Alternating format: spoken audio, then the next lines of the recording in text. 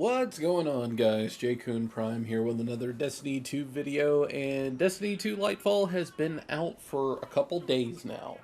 I have finished up the campaign. I did do it on Legendary, as I am preparing for the Race to Worlds First next week as of the recording of this video, and I just kind of wanted to give my first impressions of Lightfall as of right now. Now, this could be subject to change, being that, well, like I said, the expansion's only been out a couple days. We're not going to talk about Season of the Defiance. We'll save that for a later video once I've had a little more time to dig into it. Right now, we're just going to focus on Lightfall and only Lightfall. As always, if you enjoy the video, find it informative or entertaining, a like rating would be greatly appreciated. And if you want to stay up to date with all Destiny 2 news and more, be sure to hit that subscribe button and tap the bell for notifications. With all that out of the way, let's get down to it. So, plot of Lightfall, short and sweet. The Witness has finally arrived, and they have found the Traveler, and we're trying to stop her, and nothing's working, and it looks like humanity is on the way out.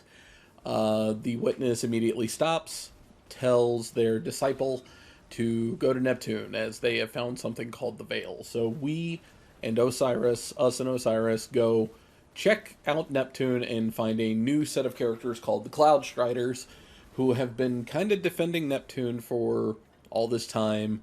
Humanity has thrived out here all this time, and we've never known.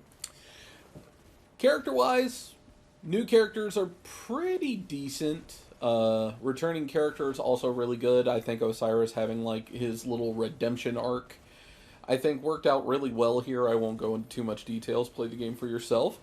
We'll go into spoilers later.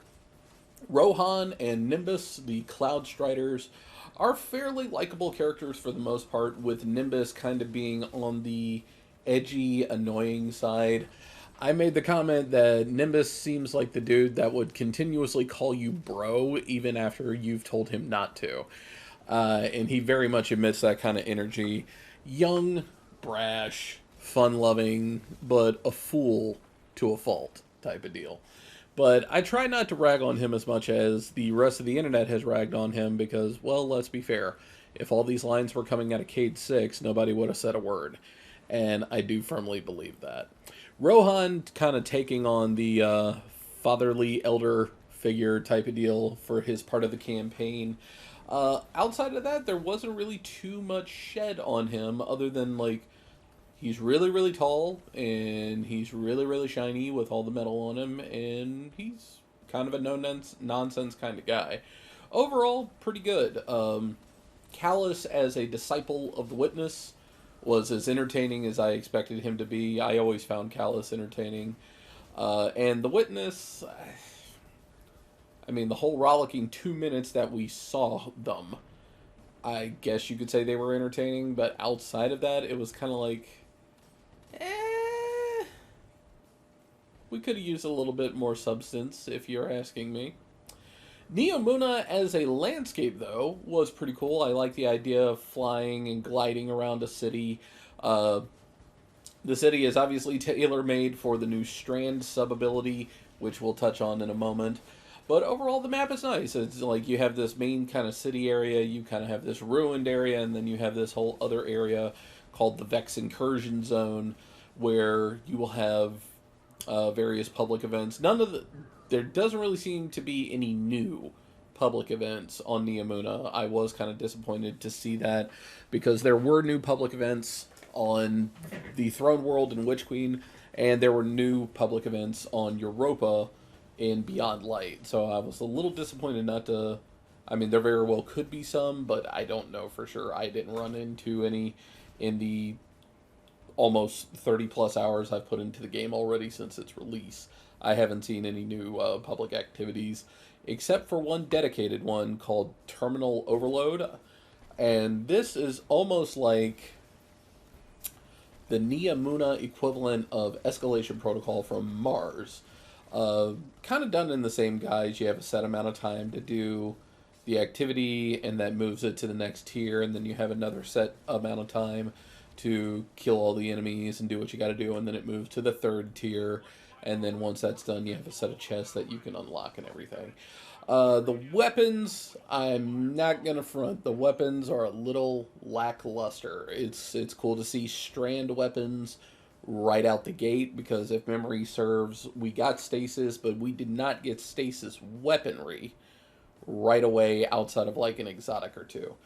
Um, the weapons are mediocre. They are reprised weapons from the moon. Some of the moon weapons were great, and then others not so much. And these follow the exact same trend. There's one or two of them that are like really, really good, and then the rest of them are kind of like, yikes, this is pretty bad. But moving on from there, let's talk about Strand. Strand, the all green subclass, swing around like Spider Man, throw needles at people, throw bug hatchlings at people, suspend them in midair. Everything on paper about Strand is so much fun. And I've definitely been enjoying using the subclass within the campaign. That has been a big pain point, is that Strand within the campaign and Strand outside of the campaign are two very polarizing experiences. Within the campaign, you have supercharged Strand, where like the plot obviously wants you to use it. So like your melee is replenishing really really fast, which is good because it's like multi-hitting melee abilities. Strand, the grappling hook, replaces your grenade, and you'll get it back every couple seconds.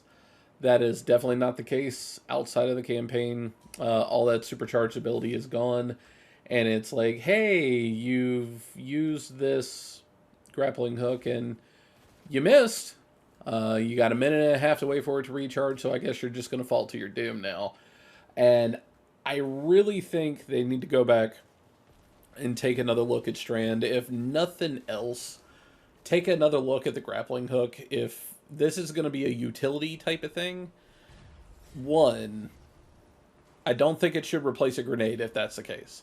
And two, with it being more traversal than anything else, they need to re-look at the charge time on these things, because like a minute and a half, now granted, like we've gone this long without Strand and being able to grappling hook and all this different type of stuff.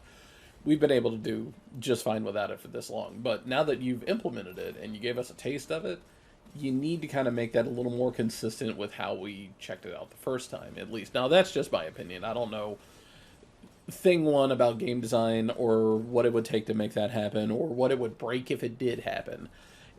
That's just my 2 cents. That like I feel like the recharge rates on Strand need to be a little faster. Like I said, we did do this on the Legendary campaign. I ran it solo, and Jesus Christ. Bungie was not screwing around this time. That is for damn sure. The first few missions were fine, and they follow the exact same routine that they did in the Witch Queen, where after each section of a mission, you're going to get a set of chests, you're going to get a set of gear, you're going to get a set of upgrade modules, and you're just essentially going to upgrade as you go. And that's perfectly fine. I'm A-okay with that. I want to say about midway through the missions, like midway through the campaign, I want to say that the light level starts ramping up significantly, where it's not just like a 5 or 10 point differential between you and the campaign. It starts becoming 20 points, 25 points, 30, 35 points, 40 point differentials. To where, like, there were points in the campaign where I would land into the open world and enemies had skulls next to their names. Like, I couldn't damage them. They were immune to anything I would sling at them. So you definitely are going to have one of those points where, like, maybe you need to go check out the seasonal content. Maybe you need to go to the playlist activities for a little bit. To kind of get your light level up, because if not, you are very much going to have a rough time.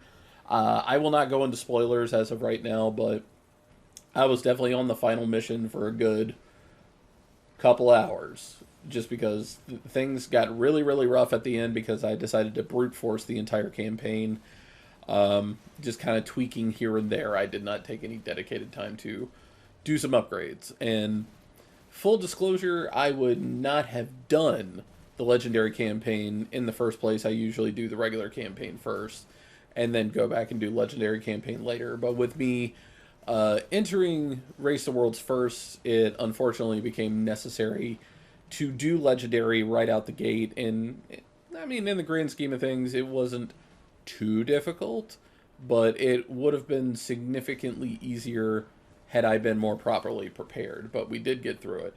And completing the legendary campaign gives you a full set of 1770 armor, so 3 weapons, full set of armor, and enough upgrade modules to infuse everything that you need. And then you're guaranteed one of the new exotics at the end as well. So that's a big plus with that. But if you just kind of play casually, or you're not participating in the Race of Worlds first, just save yourself a lot of headache. Play the campaign on normal. You can always go into the legendary lost sectors later when you're better equipped, and go get the exotics that way. I would definitely recommend doing that instead. But that is my overall opinion on Lightfall. It was good. I don't necessarily think I got my money's worth, though, if I'm being perfectly honest. And Bungie, I hope you're listening. I don't know thing one about game design or even story crafting. Like, I can probably pull a story right out of my butt, but that's exactly where it would be, just right out of my butt, because I am not a writer, and I'm not a game designer. I am a consumer and a content creator at the end of the day, so I will never even think about telling you how to do your job, but I will say I've seen better out of you, and hopefully we can get to that better, if not better than better, later on down the line with the final shape or with the seasonal content coming further on into this year. But let me know what you think down in the comments below. Have you finished the campaign for Lightfall yet? What are you thinking about it so far? Let me know. Thanks again for watching. I'll see you later.